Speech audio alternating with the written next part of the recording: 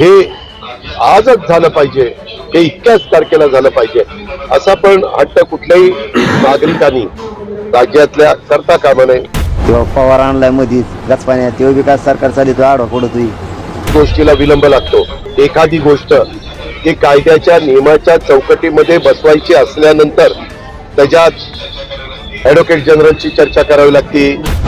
काय ते देवेंद्र फडणवीस सरकार चालितोय, काय तो शिंदे बी सरकार चालितोय. जरांगे पाटील यांची परिस्थिती खालावत असताना, त्यांची तब्येत खालावत असताना सरकारचं शिष्टमंडळ त्यांना भेटण्यासाठी आलं होतं. मात्र यावेळी मनोज जरांगे पाटील यांनी शिष्टमंडळाच्या सर्व मागण्या आणि विनंत्या फेटाळून लावल्या आणि अक्षरशः अजित पवार, एकनाथ शिंदे, देवेंद्र फडणवीस आणि छगन भुजबळ यांना खालच्या भाषेत शिवीगाळ केल्याचा व्हिडिओ आता सध्या तुफान व्हायरल होतोय. अजित पवार यांचा गचपण्या असा उल्लेख त्यांनी केलेला आहे. यासोबतच मनोज जरांगे पाटील हे प्रचंड चिडलेले देखील आपल्याला बघायला मिळाले.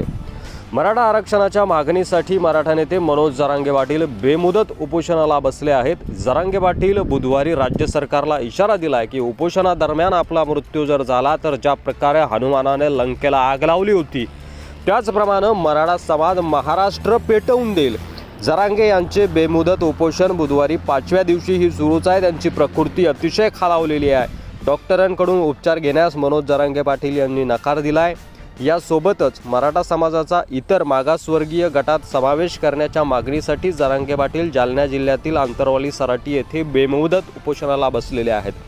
जरांगे पाटील ना पाणी पित आहेत ना औषध घेत आहेत.